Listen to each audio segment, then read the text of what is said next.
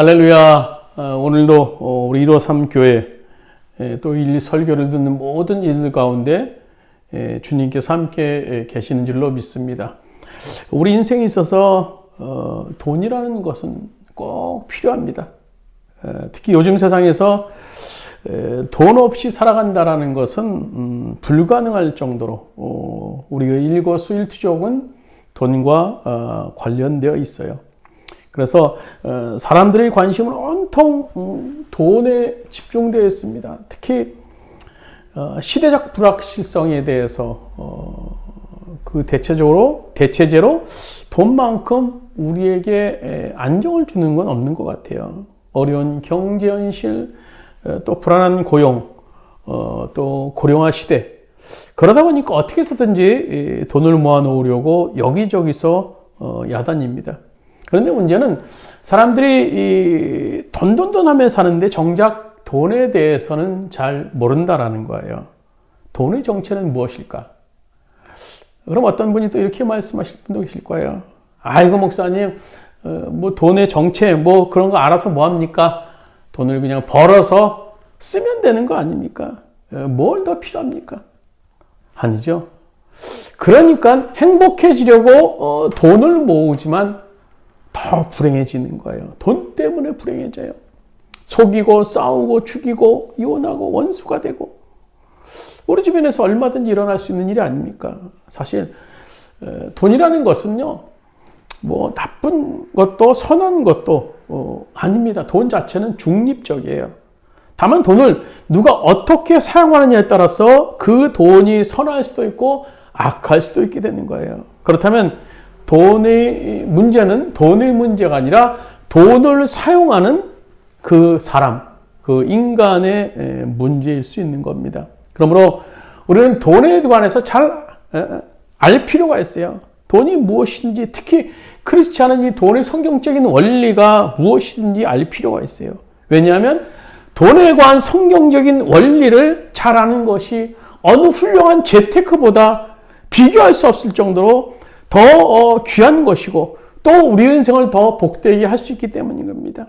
그래서 이 시간에는 크리스찬으로서 돈을 어떻게 하면 잘 벌 수 있는가, 또 어떻게 하면 잘 쓸 수 있는가에 관해서 알아보기 위해서 첫 번째로는 성경적인 재물관이 뭔가, 또 두 번째로는 돈의 속성이 뭔가, 세 번째로는 크리스찬이 돈 버는 방법이 뭔가에 관해서 알아보겠습니다. 첫 번째로 성경적인 재물관은 뭔가? 성경적인 재물관의 대원칙인 주인은 하나님, 청지기, 인간은 청지기라는 거예요. 인간은 청지기. 이 대원칙이 우리가 대원칙을 흐트러놓아서는 안 돼요. 재물의 주인은 하나님, 인간은 재물을 관리하는 청지기. 재물의 주인은 하나님, 인간은 재물을 관리하는 청지기. 우리가 일생에 살면서 재물의 주인이 하나님, 나는 재물의 청지기다. 이 전제가 흔들리면 안 됩니다. 첫 번째로 재물의 주인은 하나님이에요. 우주 만물은 다 하나님의 피조물이죠. 하나님이 태초에 아무것도 없는 상태에서 천하 만물을 창조하셨어요. 그러므로 재물을 포함한 만물이 다 하나님의 것입니다. 우리 시편 24편 1절에 보시면 이렇게 말합니다. 땅과 거기에 충만한 것과 세계와 그 가운데 사는 자들은 다 여호와의 것이로다. 사람의 눈에는요, 하나님은 안 보여요. 그러다 보니까 보이는 그 재물이 모든 것 가운데 역할을 할 수 있다고 그런 믿음으로 최고의 것으로 재물을 보게 됩니다. 그래서 재물을 자신의 주인으로 섬기게 되고 우상이 되게 됩니다. 예수님께서 말씀하시지 않으셨습니까? 마태복음 6장 24절에 보면 한 사람이 두 주인을 섬기지 못할 것이니 너희가 하나님과 재물을 겸하여 섬기지 못하느니라. 보세요. 돈에는 참 묘한 힘이 있어요. 우리가 돈을 일생에서 처음에 접할 때 우리는 결심을 하죠. 나는 열심히 돈을 벌어서 내 마음대로 돈을 쓰겠다라고 결심을 합니다. 그러나 세월이 흐르면서 재물이 결국은 그 사람의 주인의 행사를 할 정도로, 그래서 주인이 바뀌게 되게 됩니다. 재물이 그 사람의 주인을 행사하게 돼요. 그래서 그는요, 돈이 이끄는 대로 이리저리 끌고 다니는 것을 볼 수 있습니다. 그렇게 해서 돈을 끌려다니다가 결국은요, 신앙도 다 잃어버리게 돼요. 그러다가 뒤를 돌아보니까, 언제 내 인생에 여기까지 오게 되었는가 후회를 해보지만, 이제 돌아갈 능력이 없어요. 힘이 없습니다.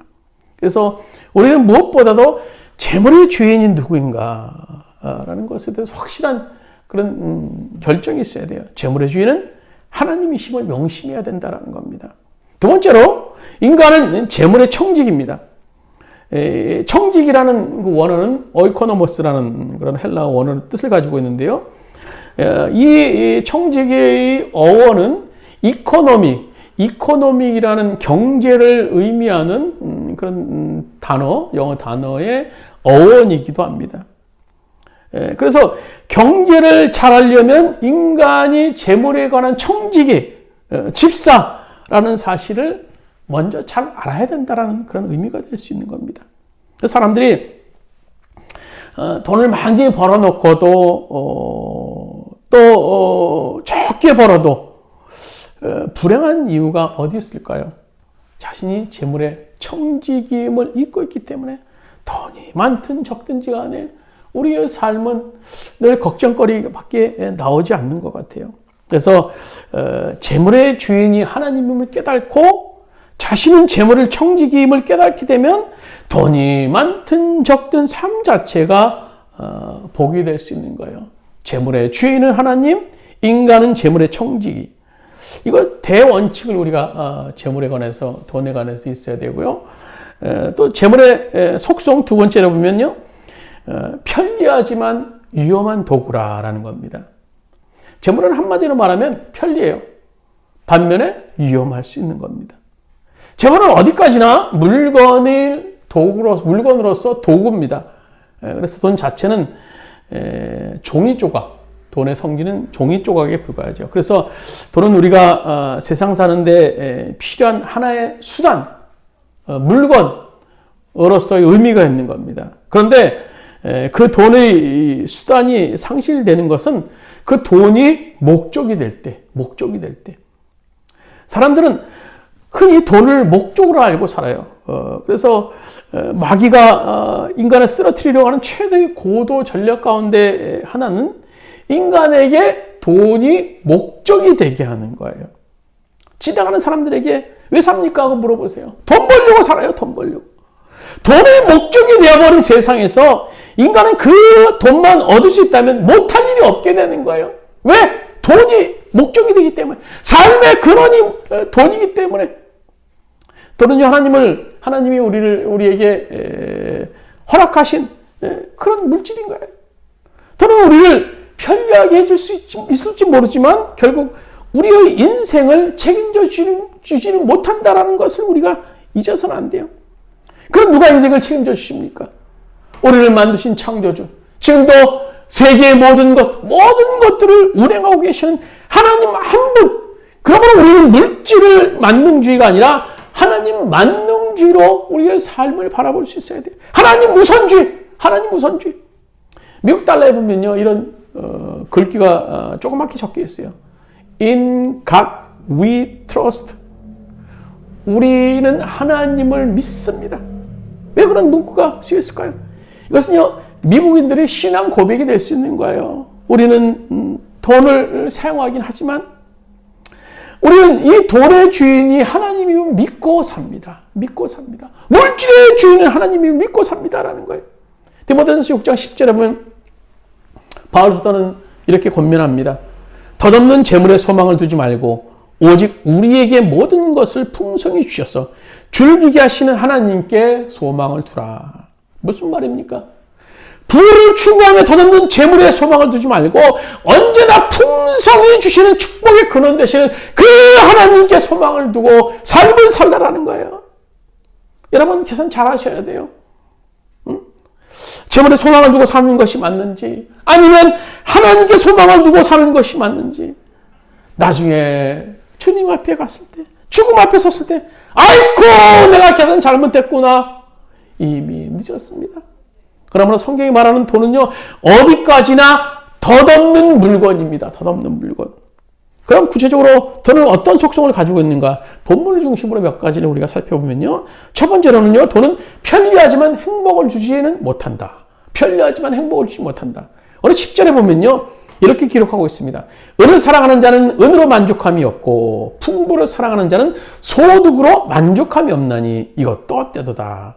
사람에게 돈의 편리함이라는 것은요, 사실 이로 말할 수 없어요. 반면에 결국 돈에는요, 만족함이 없다라는 거예요. 인생의 말년을 맞이하는 솔로몬의 고백, 전도서를 마무리하면 솔로몬의 고백이 뭡니까? 헛되고 헛되니 모든 것이 헛되도다. 솔로몬은요, 이스라엘 왕 중에서 가장 부귀영화를 누렸던 사람이에요. 어떻게 보면 가장 많은 재물을 소유했다라고도 볼 수 있어요. 오죽했으면요, 솔로몬 왕국에는요, 은이 없을 정도로 다 금 이상만 재물로 취급할 정도로 귀한 것이 가득 차 있었다고 합니다. 그런 솔로몬이 나오는 그런 고백, 헛되니 모든 것이 헛되다.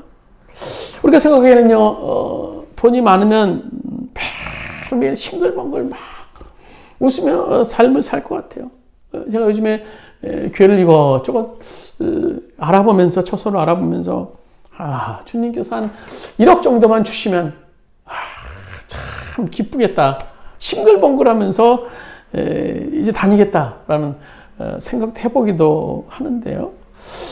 참, 이게 돈이 많으면 우리가 참 싱글벙글 할 것 같아요. 그렇다면, 일반적으로 돈이 얼마 정도가 모이면 만족할까요? 10억? 100억? 강철왕 카네기가 당시 가장 큰 거부였어요. 한 번은 기자가 카네기에게 질문을 던집니다. 회장님, 사람이 얼마만큼 돈이 모아지면 만족할까요? 그 대답에 카네기는 싱글 웃으면서 대답을 합니다. 조금만 더 가지면 만족할 것 같아요. 세상에서 돈을 가장 많이 가진 그도 지금 만족함이 없다면요, 결국 돈은 인간을 만족시킬 수 없다라는 말이 될 수 있는 거예요. 많은 사람들은요, 돈이 자신에게 행복을 줄 것으로 착각합니다. 그러나 돈은 행복과는요, 분야가 달라요. 보세요. 돈으로는 고급 침대를 살 수 있을지 모르지만 단잠은 살 수 없습니다. 돈으로 진수성찬을 차릴 수 있을지 모르지만 그 진수성찬을 맛있게 먹을 수 있는 입맛은 살 수 없어요. 돈으로 친구는 살 수 있을지 모르지만 우정은 살 수 없어요.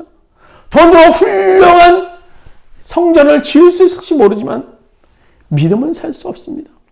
가만히 보면요, 인생의 귀중한 것일수록 돈으로 못 사는 것 같아요. 돈은 우리를 편리하게 해줄 수 있을지 모르지만 결국 행복을 주지 못합니다. 진정한 행복은 뭡니까? 하나님께 나오기 때문인 거예요. 왜냐하면 하나님은 우리를 영적인 존재로 만드셨어요. 인간을요. 그러므로 영신 하나님을 만나서 새 생명을 얻을 때만이 참 만족을 누릴 수 있는 거예요. 두 번째로 돈의 속성, 두 번째는 뭡니까? 모을수록 고통이 커진다라는 거예요. 11절, 12절 말씀 같이 한번 읽도록 하겠습니다.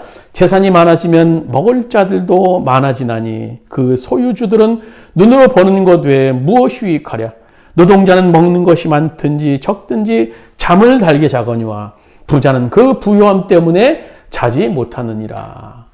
그러니까 돈이 많아지게 되면요, 그로 인한 지출이 또 많아지게 되고, 그러다 보면 신경 쓸 일이 많아지게 되고 문제가 많이 발생하게 된다는 거예요. 그럼 그런 일로 인한 스트레스가 많이 생기게 됩니다. 돈의 문제는요, 적당히 벌게가 안 된다는 거예요. 오늘 13절 본문에도 말씀해 주고 계세요. 내가 해 아래서 큰 패단되는 일이 있는 것을 보았나니 그 소유주가 재물을 자기에게 해가 되도록 소유하는 것이라.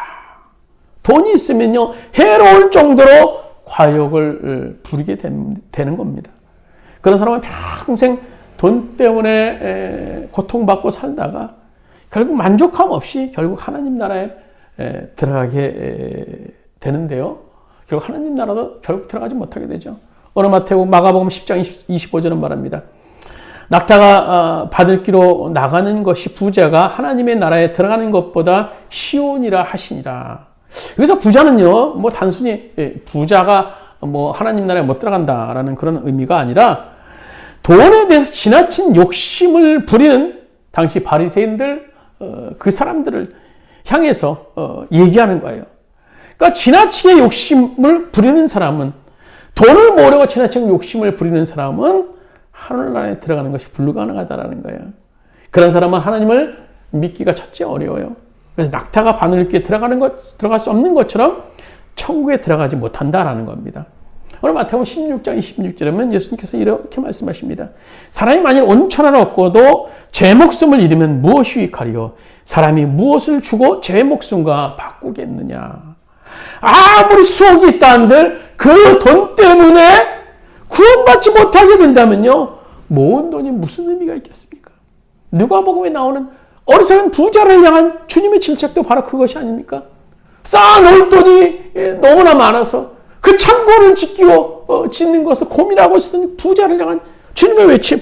어리석은 사람아, 오늘 밤 내 영혼을 도로 찾을 것이니 내 소유한 것이 네 것이 되겠느냐.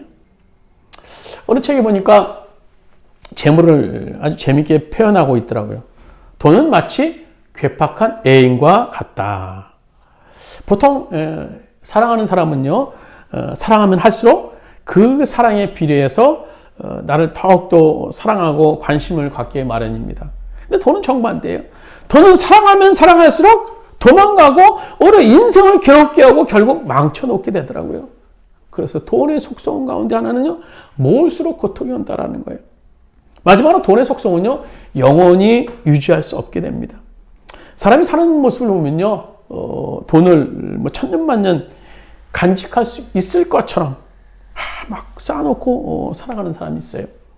그러나 세상에서 돈이라는 것은요, 있을 때도 있고 없을 때도 있고 또 없을 때도 있고 또 있을 때도 있는 거예요. 그러니까 돌고 도는 것이 돈의 정체예요.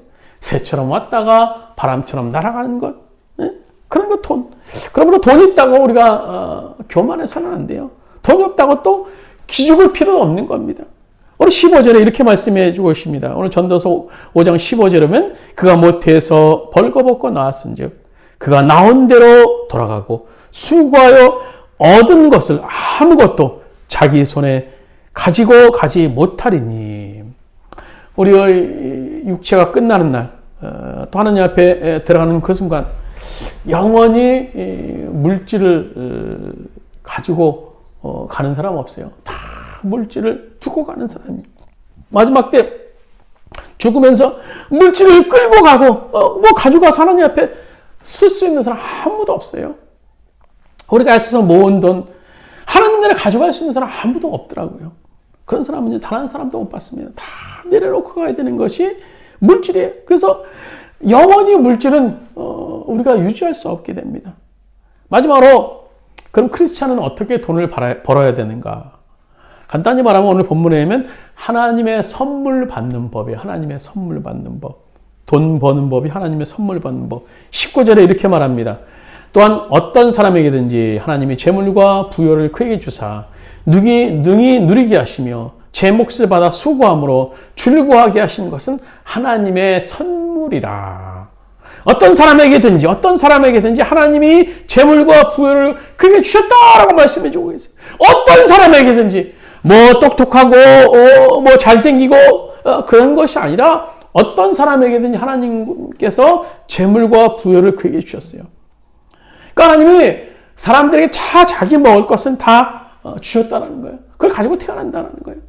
재물을 주신 하나님이 우리 인생에 각자 먹고 살 수 있는 것을 주세요. 선물로. 그러니 걱정하지 말고 하나님이 주시는 것을 받아서 근심 없이 기쁨으로 살아가면 된다는 말씀입니다. 그러나 하나님께서 우리에게 주시는 몇 가지 원칙이 있어요. 선물에 대해서 몇 가지. 그것만 지키면 하나님이 재물을 선물로 주신다는 거예요. 첫 번째로는요, 정직성입니다. 정직성. 우리가 돈을 벌 때 지켜야 될 원칙 가운데 가장 중요한 것은 정직해야 돼요. 오늘 우리가 읽은 19절에도 말씀해 주고 계시지 않습니까? 하나님이 재물과 부여를 그에게 선물로 줬다라는 거예요. 하나님께서 우리에게 재물을 주셨어요. 그것은요, 공의의 하나님이 허락하시는 것이기에 우리는 정직하게 받아야 돼요. 하나님께서 우리에게 물질을 허락하시는데 뭐 도둑질해서 나쁜 방법으로 또 공의롭지 못한 방법으로 물질을 주시지 않아요. 하나님의 물질을 주신 통로는 정직하게 할 때 그 물질이 우리들에게 허락될 수 있는 거예요. 이것은 자기 욕심대로 수단과 방법을 가리지 않고 돈을 벌려고 하면 안 된다라는 겁니다. 그렇게 돈을 번다면요, 그것은 공의하는 게 주시는 것이 아니라는 거예요. 잠언 16장 8절에 말합니다. 적은 소득이 공의를 겸하면 많은 소득이 불의를 겸하는 것보다 나으니라. 돈을 좀 적게 벌더라도 정직하게 벌면 세상의 주관자 되시며 물질의 주인 되시며 우리에게 물질을 선물로 허락하신 하나님께서 결국 그의 삶을 책임져 주신다라는 겁니다. 그래서 우리에게 물질은 정직하게 벌어야 되고 성실하게 또 벌어야 됩니다. 오늘 전도서 5장 18절 세번역 성경은 이렇게 기록하고 있습니다. 그렇다 우리의 한평생이 짧고 덧없는 것이지만 하나님이 우리에게 허락하신 것이니 세상에서 애쓰고 수고하여 얻은 것으로 먹고 마시고 즐거워하는 것이 마땅한 일이요 좋은 일임을 내가 깨달았다. 이것이 곧 사람이 받은 몫이다. 그러니까 세상에서 애쓰고 수고해서 얻은 것을 먹고 마시고 즐거워하는 것, 그것이 사람에게 허락하시는 것이다. 돈은 성실하게 땀 흘려 벌어야 된다는 거예요. 여기서 보면요, 하나님이 재물을 줄 때 수고하는 과정을 통해서 주신다라는 거예요. 마치 현명한 부모처럼 하나님께서는 우리를 대하고 계세요.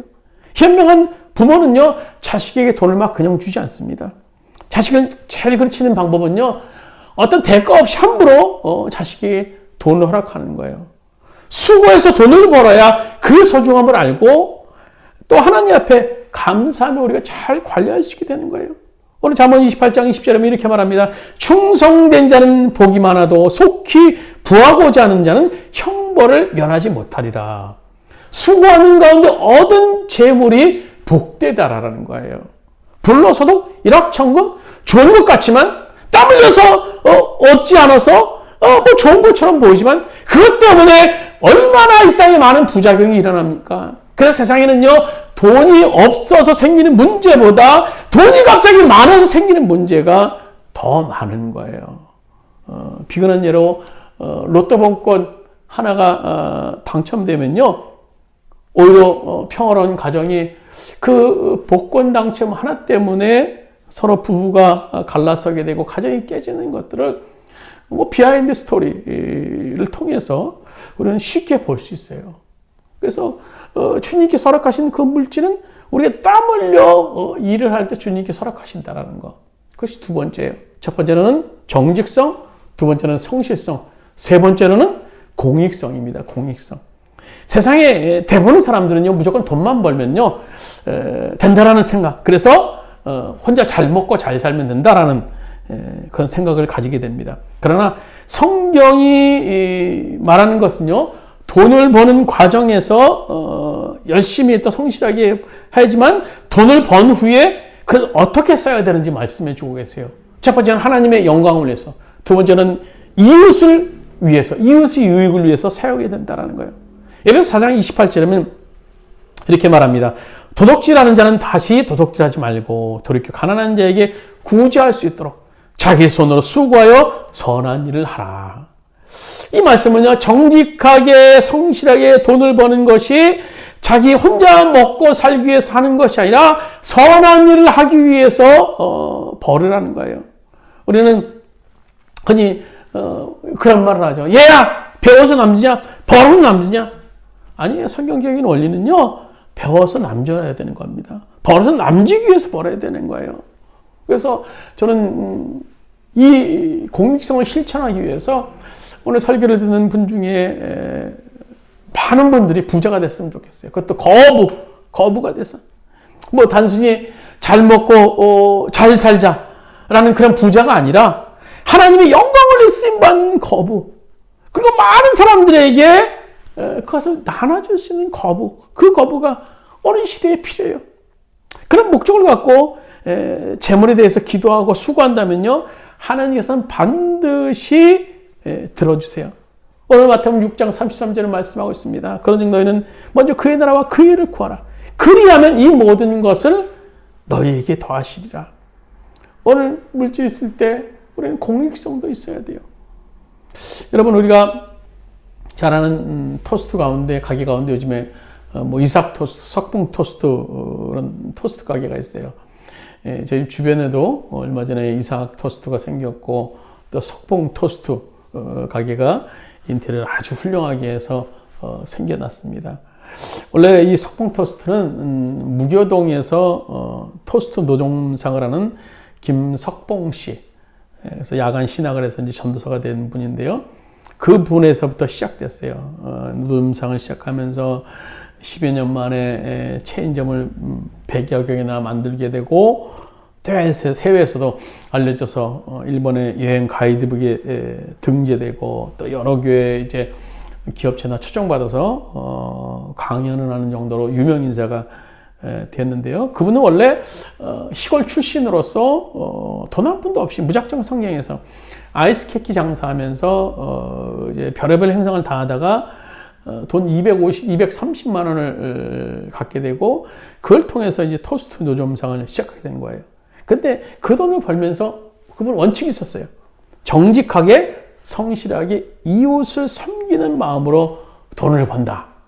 정직하게 성실하게 이웃을 섬기는 마음으로 돈을 번다. 그래서 계란도 토스트하면 좋은 계란, 또 조미료, 설탕 그런 걸 막 넣지 않고, 또 외국인을 위해서 영어, 또 일어, 뭐 중국어 이런 것도 메뉴판으로 만들어 놓고요. 또 체인점을 내주면서도 뭐 어떤 로얄티, 보증금 이런 거 받지 않고, 다만 체인점 점주들에게 함께 수시로 양로원, 고아원을 방문하는 것을 원칙으로 했다고 합니다. 이처럼 성경적인 원리로 살았더니 하나님께서 그를 책임져 주시고 복 주셨던 겁니다. 말씀을 마치도록 하겠습니다. 우리가 부자가 되고 안 된다는 것은, 안 되고 하는 것은 어디까지나 하나님의 주권사항입니다. 그러나 부자가 되어도 결국 하나님의 영광을 위한 일이기에, 그렇지 못해도 하나님의 영광을 위해서 살면 되는 겁니다. 부자가 되지 못해도 얼마든지 다른 면으로 하나님의 영광을 위해서 살아갈 수 있게 되는 겁니다. 그래서 우리는요, 우리 잠언서에 나오는 아굴의 기도를 드려야 될 것으로 믿습니다. 잠언 30장 8절에 9절에 보면 이렇게 기록하고 있습니다. 나를 가난하게도 마옵시고 부하게도 마옵시고 오직 필요한 양식으로 나를 먹이시옵소서. 혹 내가 배불러서 하나님을 모른다. 여호와가 누구냐 할까? 그럼 내가 가난하여 도둑질하고 내 하나님의 이름을 욕되게 할까 두려워함이니라. 어떤 형편에 처하든지 하나님의 영광을 위해서 살게 해달라는 아굴의 기도입니다. 돈에 가는 모든 것 주께 맡겼으니 나는 오로지 하나님의 영광만을 위해 살게 해주십시오.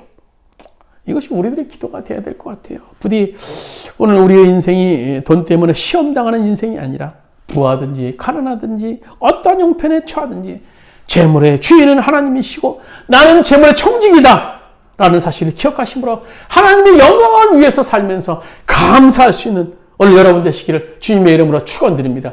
기도해 주시겠습니다. 주님, 오늘 전도서를 통하여서, 오늘 전도서 기자 이 고백을 통하여서 물질의 주인이 누구인가, 또 우리는 물질의 어떤 존재인가를 오늘 말씀 속에서 깨달았습니다. 주님, 우리의 물질의 주인은 하나님이십니다. 우리는 그것을 다만 관리하는 청지기에 불과합니다. 우리가 물질의 주인인 것처럼 착각하며 살지 않게 하여 주시고, 우리는 잘 관리했다가 하나님이 부르시면 기쁨으로 하나님을 맞이할 수 있는 오늘 우리 모든 성도들 될 수 있도록 주께서 인도하여 주시옵소서. 이제는 우리 주 예수 그리스도의 은혜와 하나님 아버지의 무한하신 사랑하심과 보혜사 성령님의 감화 감동대 교통하신 은총이, 오늘 우리는 물질을 관리하는 청지기, 물질의 주인은 하나님이심을 기억하면서 하나님의 영광을 위해서 감사하며 살며 기쁨 가운데, 물질이 있든 없든 기쁨 가운데 주님과 동행하며 살길 원하는 우리 모든 일어서 함께 성도들 머리 위에, 그의 가정의 사업장과 직장에, 또 이 설교를 듣는 모든 이들 위에 이제부터 하니까지 함께 하시기를 간절히 축원하옵나이다. 아멘.